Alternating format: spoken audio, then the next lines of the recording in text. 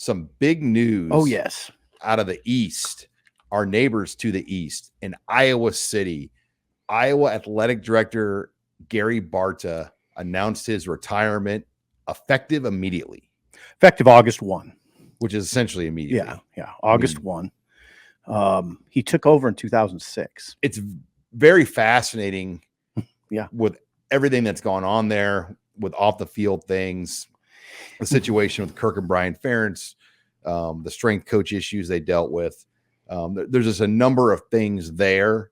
A lot of politicians were getting involved with some of the other issues going on there. But Gary Barta announced his retirement August 1. Yeah. Now, Barta, Gary, is 59 years old. That's young. Right. I mean, now think about that. That just that number makes you pause. Like, wait a second. He announced his retirement at age 59.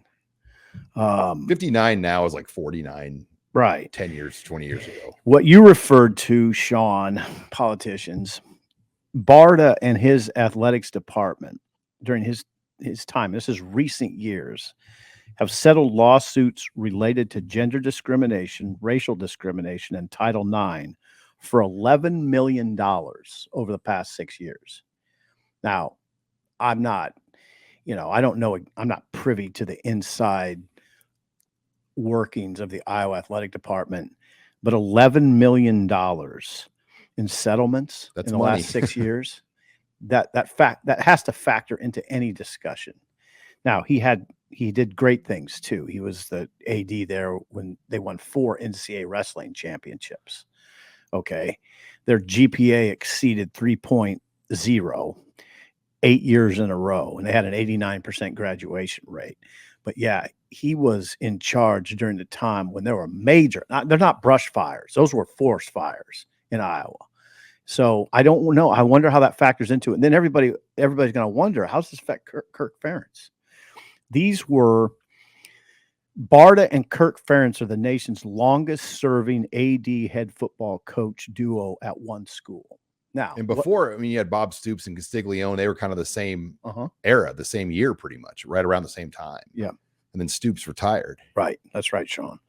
So how does this affect Kirk Ferentz? It affects him. It does. Exactly how, I don't know. Is Barta setting the stage? Is this news set the stage for maybe Kirk Ferentz having one last year? Now, he has signed, Sean, for several years. Kirk Ferentz, I think he's signed till 2029. Yeah, and I apologize, I didn't look that up, but he's got extended for several. Well, that's years. fairly. Every college football coach carries 4 to 5 plus carryover years on their contract. Mm-hmm. That's just the way the business is now. It's true.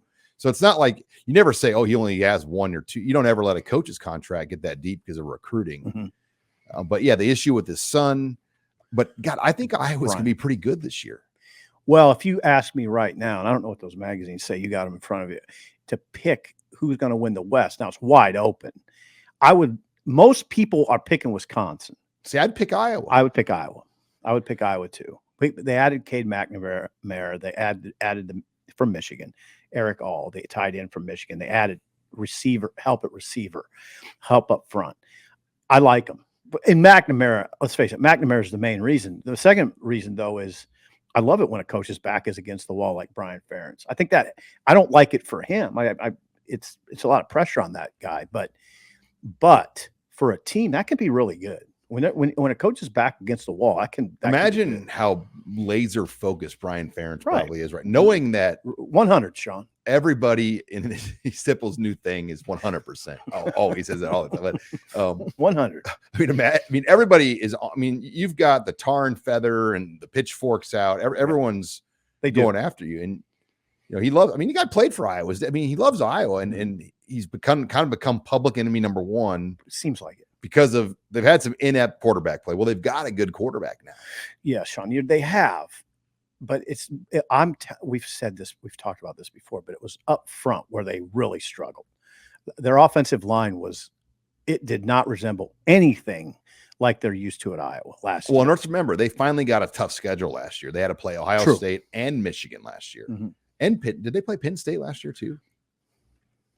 I don't think so. But they played Ohio. I want to say they had a tough schedule Yeah, last year. I mean, they actually had the legit crossovers that, they always have the schedule where you're like, they never get like 3 tough crossover games. Yeah. I should know.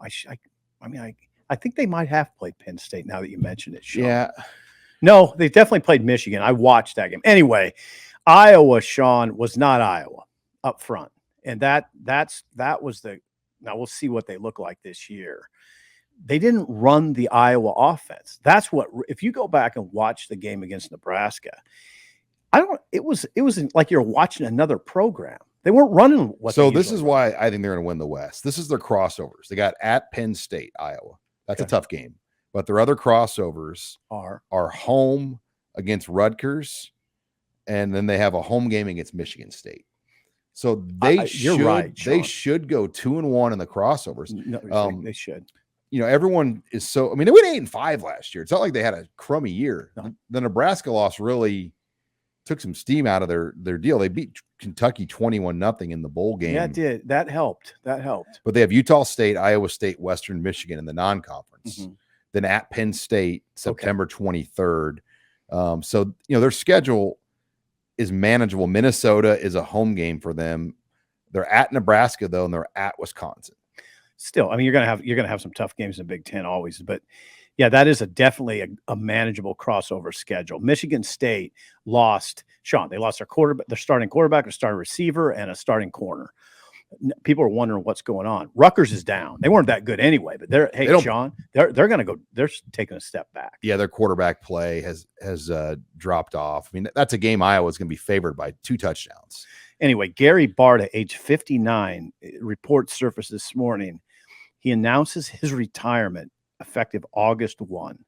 That's an AD who took over in 2006. When I guess he's about 42 years old. He's a young AD. He's young. Yeah. Well, Tom Kakert on our HuskerOnline breakdown today for Iowa, our post-spring review with Tom Kakert of HawkeyeReport.com, he says, you look at that schedule, and it's hard to argue him. He thinks Iowa can be a 10-2, 9-3 team. Holy crap. Well, they have Penn State, dog, and then Wisconsin, Nebraska, Iowa State. I mean, they have games that are they're like a lot of teams, Sean. They're like a lot of teams. They could be 8-4 to 10-2. I think Iowa at minimum is 8-4 team. Or 7-5. I might say 7-5. Now, here's the thing. It's just all about close games. They're going to have to win some close games to get where they want. You could say that about almost any team in the Big Ten right now. Like Nebraska. How's Nebraska going to finish? Well, how do they do in the close games?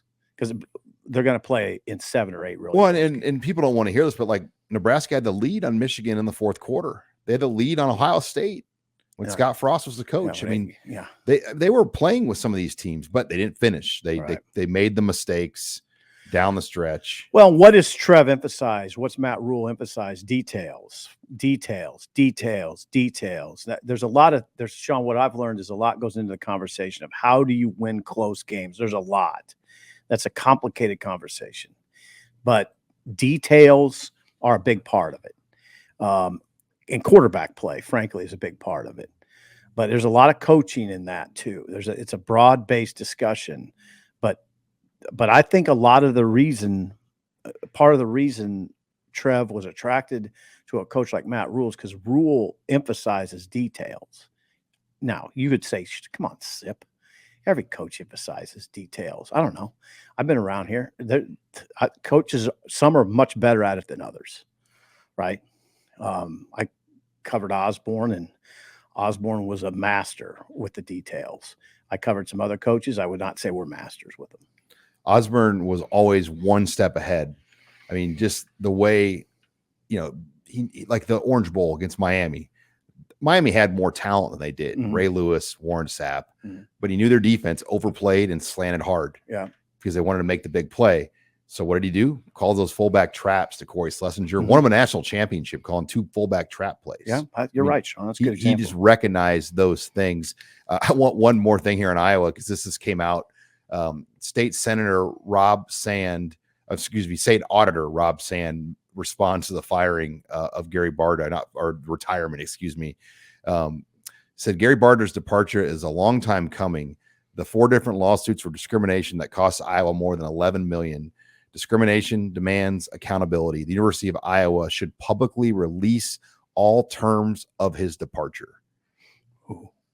There you go. So it's this thing is far from over. Yeah, I told you. It's Age 59. It doesn't. Yeah, you're right. Those reporters in Iowa have you know what? I don't know if they're going to have much of a break this weekend. You know what I'm saying? You know what I'm saying? One, I'm sure Kirk Ferentz, he has his own PR firm. Yes, he does. So you wonder what the PR firm's cooking up. They've rallied.